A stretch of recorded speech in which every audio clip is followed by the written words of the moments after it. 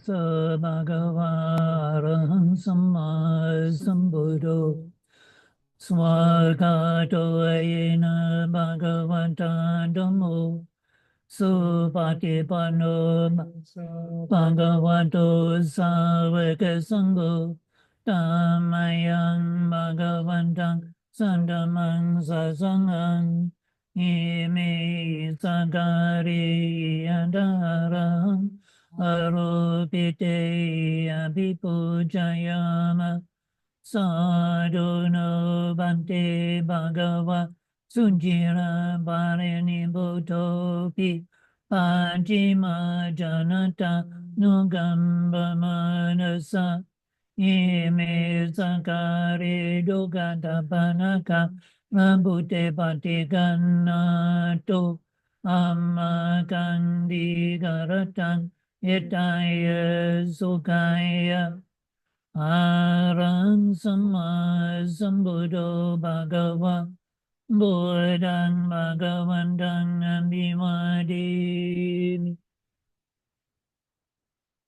Swagato Bhagavanta Namo Dhammang Namasami Supatipano Bhagavanto Savaka Sangho Sanghang Namami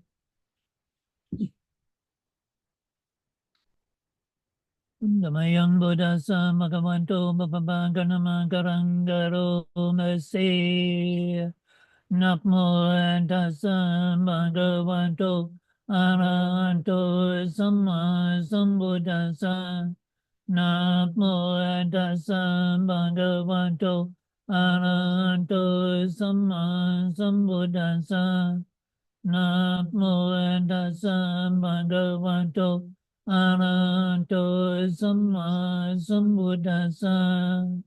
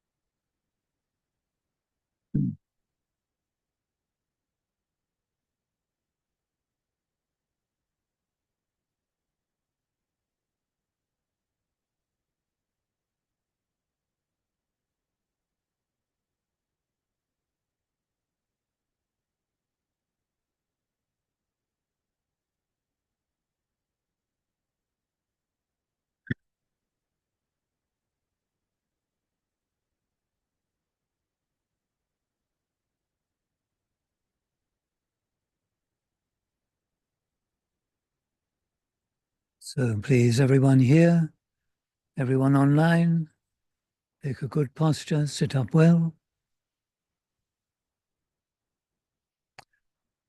and be prepared to remain absolutely still for the next 45 minutes or so.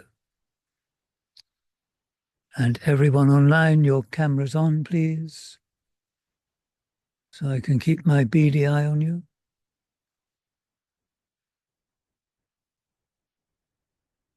And you close your eyes.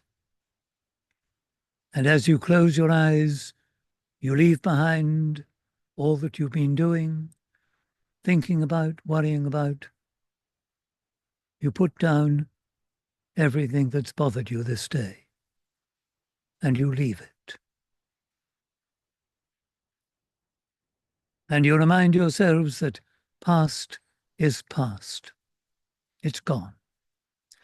And future is still in the future.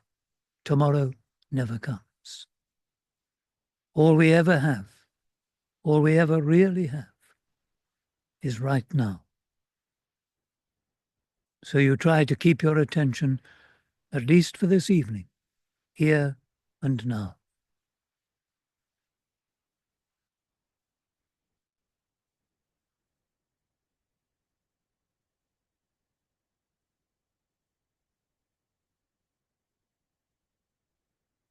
And we commence by bringing to mind the Buddha, recollecting his perfect mind, a mind that was not just clear of any kind of defilement, any kind of rubbish, but well away, far away from anything of that kind, any form of greed, hatred, or delusion.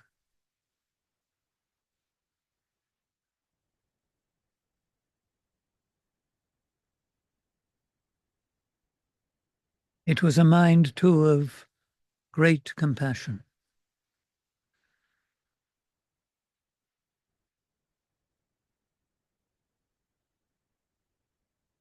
Such a wonderful being, perfect in knowledge and conduct.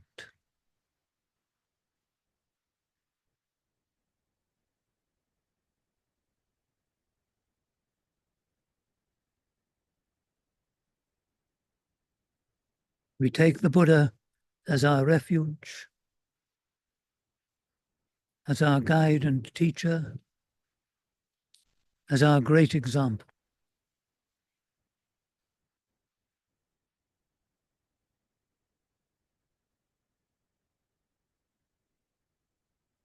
And reflecting on the Buddha, sometimes seeing a Buddha Rupa, an image or picture of the Buddha, we should be inspired to do our best to be worthy of his great teaching and to free our minds too of all greed, hatred, and delusion.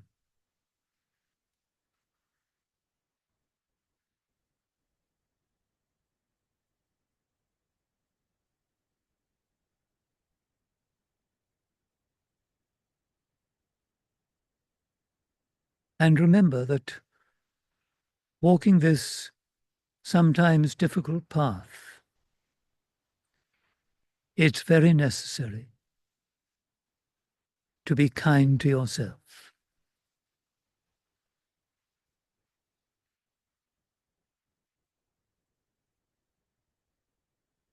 Not only to be kind to yourself, but to care for yourself and to celebrate your merits, your good qualities.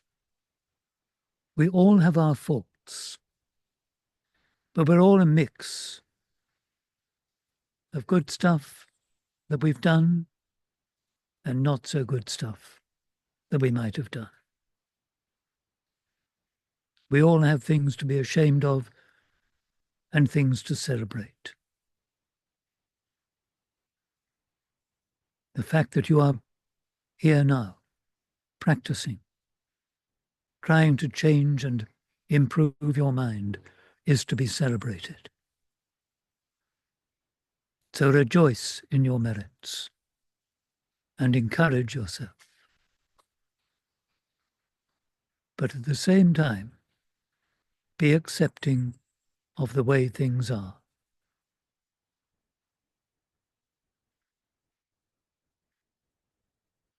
And of course, be kind to others, caring of others. Celebrate their good qualities too. And accept them for who and what they are.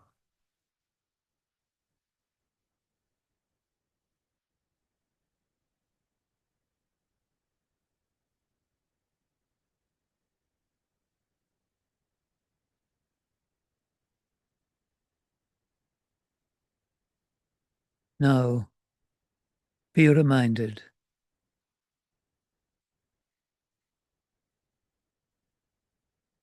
that the nature of our being, of the human condition, is that we are all the time aging. We're getting older. And not only that, but at practically any time, we could catch something or other. Something could go wrong in our bodies. We could meet with an accident. And whatever else happens. sooner or later, we have to pass through that door marked death. This is the human condition: aging, sickness, and death. We have to get used to this and learn from it.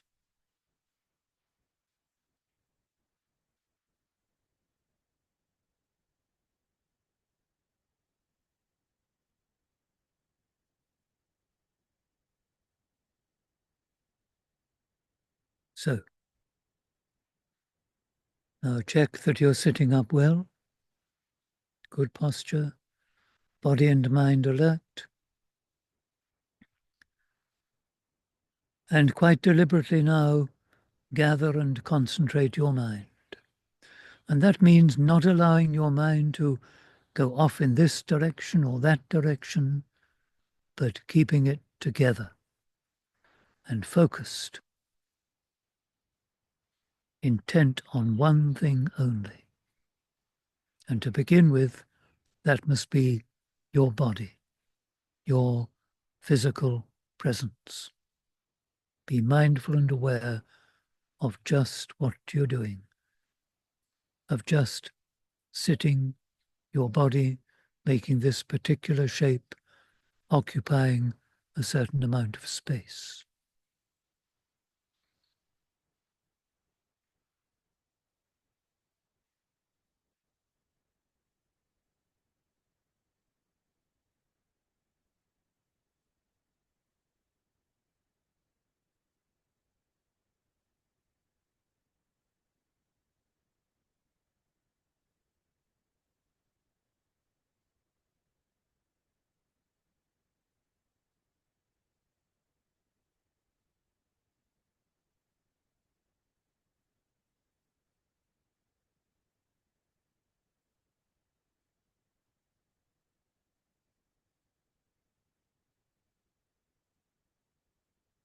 And notice that slight movement of your breathing.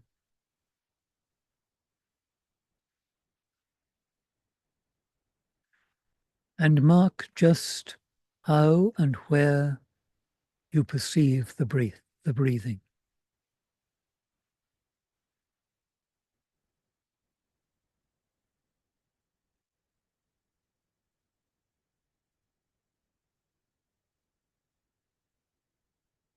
Now it might be somewhere near the upper lip, nostrils. It could be at the abdomen, it could be over the heart. Wherever it is for you, hold your attention there now.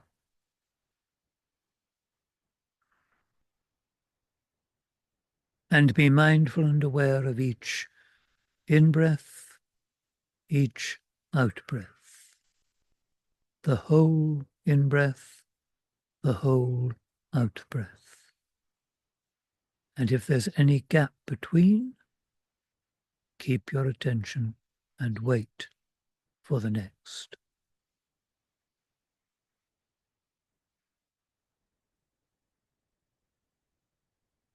Now do remember to keep watching, to watch your breath. And if your mind wanders, if your concentration on the breath is interrupted in any way at all, to simply watch what you experience.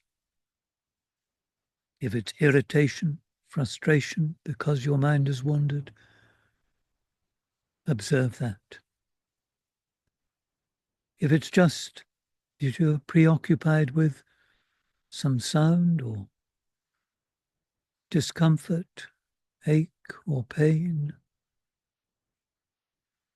then just observe that, watch that, only for a second or two. And then let it go. And find the breath again And try again to keep your mind just observing, just mindful of each in-breath and each out-breath.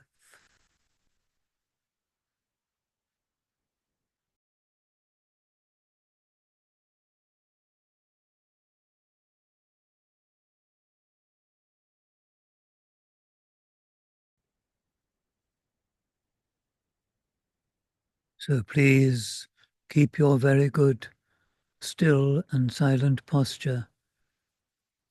Keep your minds clear and concentrated. But during the next few minutes while I'm speaking, do your best to just listen. Make listening your practice.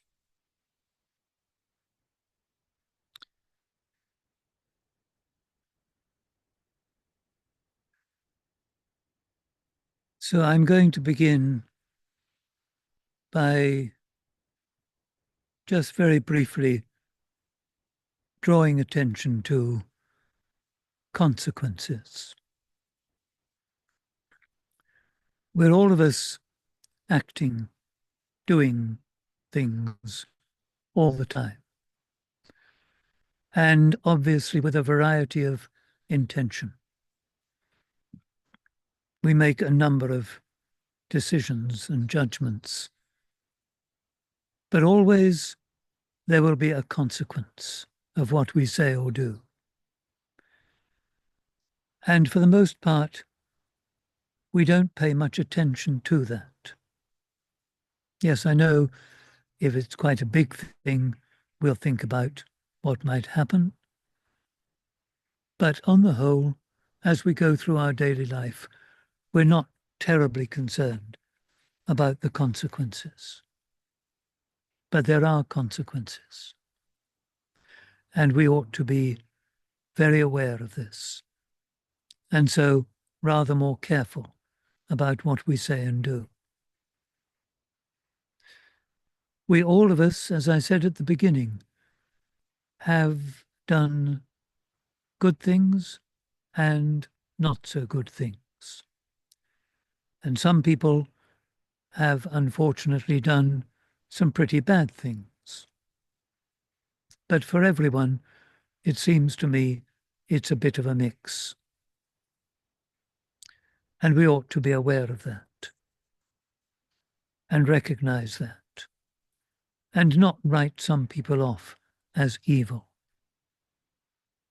but try to see that those people who appear to have done some pretty awful things are still capable of being good and kind and helpful.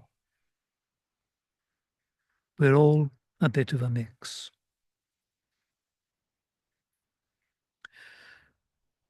But still, for all of us and for the world at large, there seems to be this kind of struggle between the forces of light and the forces of darkness.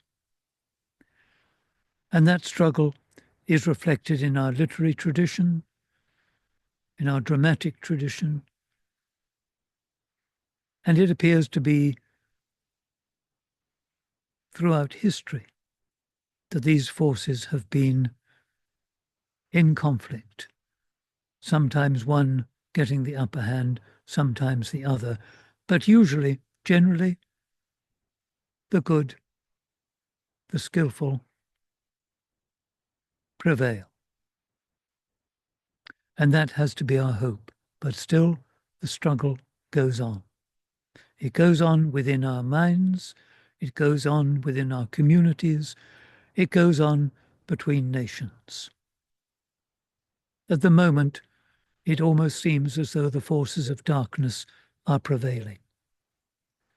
Our communities, certainly in this country, are not what they once were. Virtue isn't prized as once it was. Respect isn't there as once it was. And between nations, it almost seems as though there is a great appetite for war, destruction, and violence.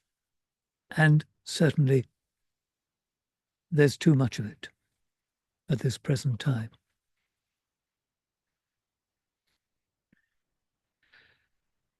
Within our communities, I have to say something about this.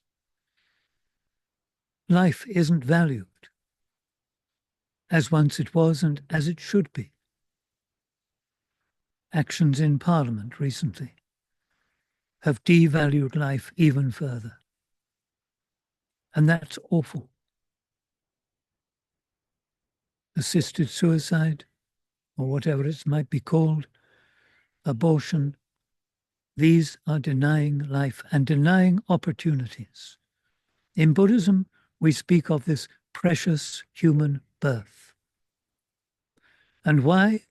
Because as human beings, we have the capability of learning, of doing better, of actually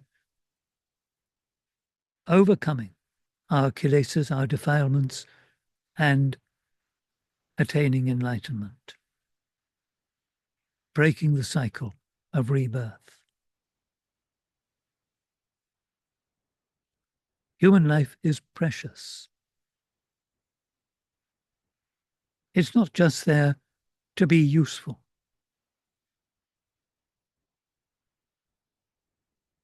And certainly not there to be useful in a kind of materialistic fashion. This is awful. Nor is it there for just convenience. It's a precious opportunity and should be valued. And even though we see some people, a lot of people, not taking up the opportunity of being born a human being, they still have that potential to learn, to do better, to make use of their opportunity to attain ultimate freedom.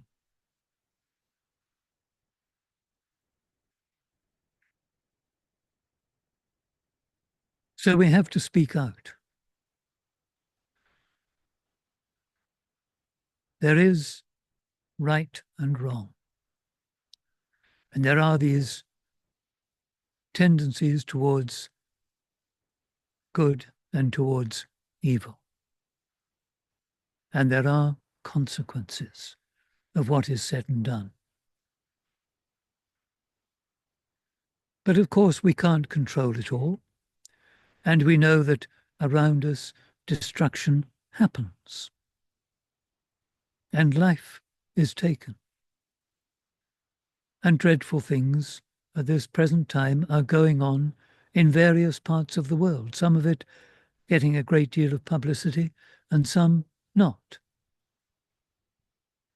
The terror in Burma has faded from the news, but it's still going on, for example.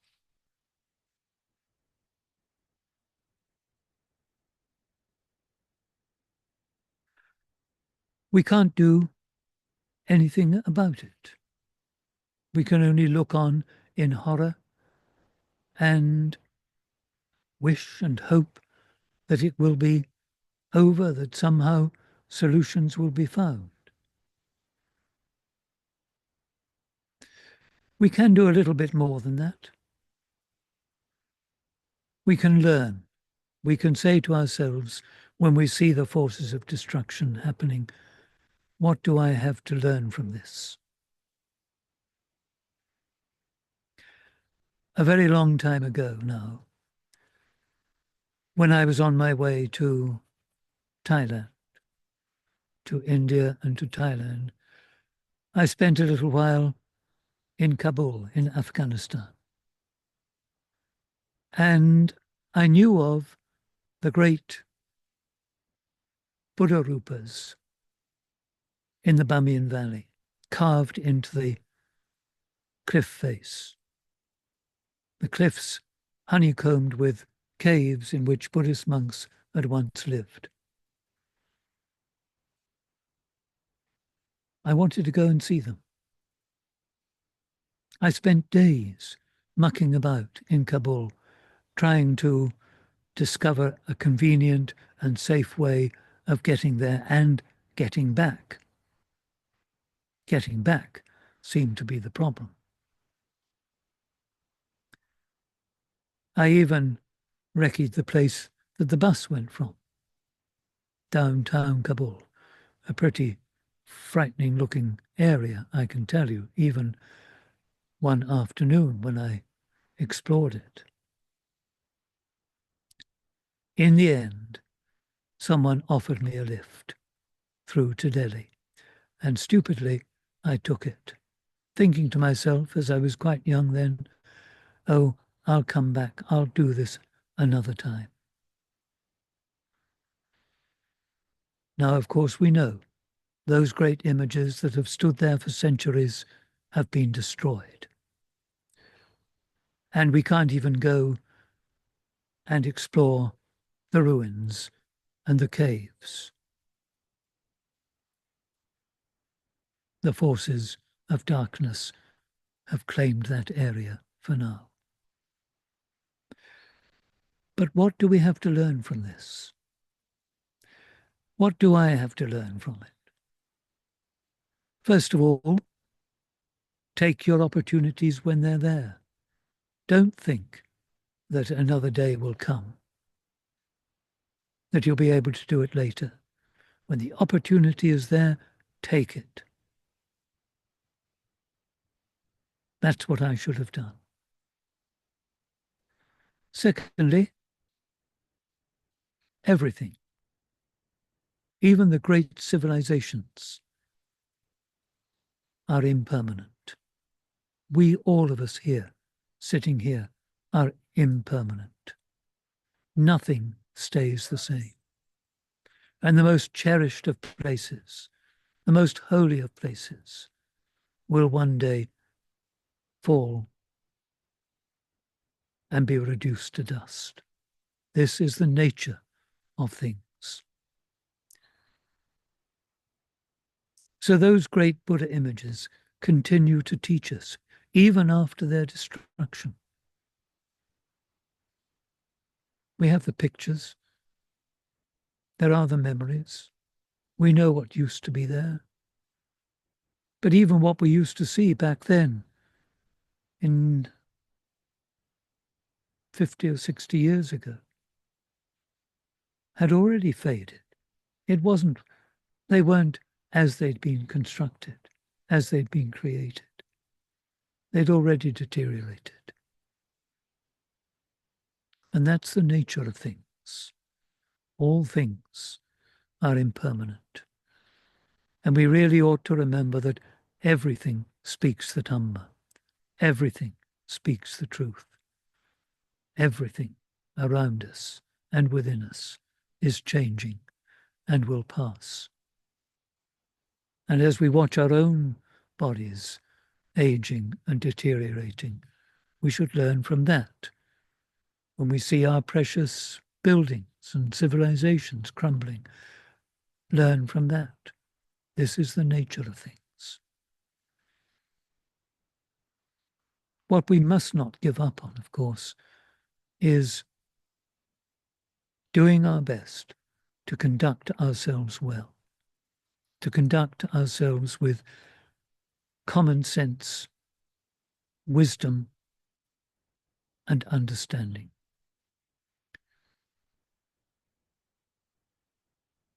We must not give up on doing our best to act ethically, carefully, with love and with compassion.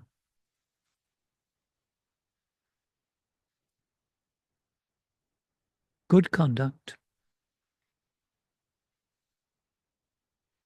love and compassion will defeat these forces of darkness. What we have to be careful of is that when we see those cherished places being damaged, when we see those images of destruction on our screens, we don't allow ourselves to sink to that level. and for our minds to be filled with anger and hatred. Please don't let that happen. Please do your best to rise above that and remember that hatred never ceases with hatred, but only by not hating does hatred cease. That's what the Buddha taught, and that's true. By not hating and by cultivating love and compassion, hatred will cease. So please put your faith in what the Buddha taught. Do your best to act skillfully and carefully, and learn from whatever happens around you. Remember, everything speaks the Dhamma.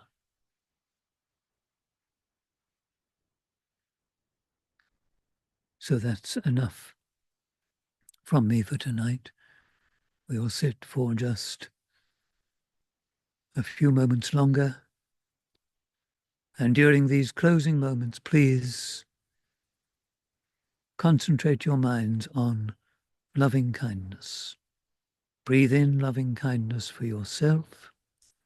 Breathe out loving kindness for everyone and everything.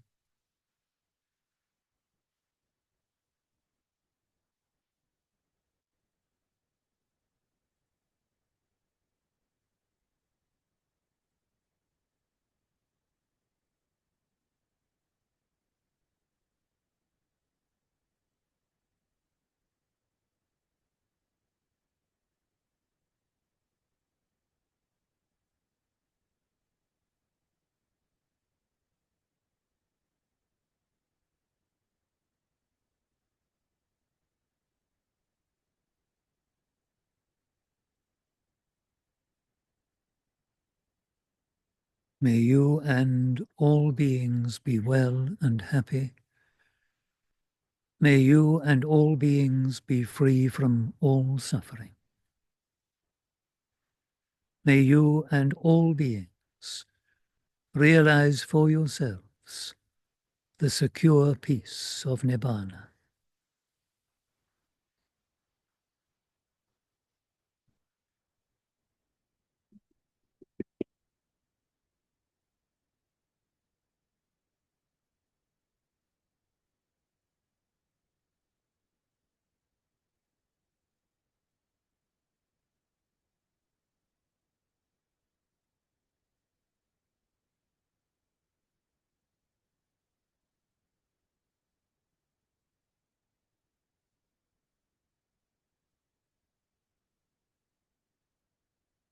Arahang Samma Sambuddho Bhagava Buddhang Bhagavantang Abhivade Swakato Bhagavata Dhammo Dhammang Namasami Supatipanno Bhagavato Savaka Sangho Sanghang Namami.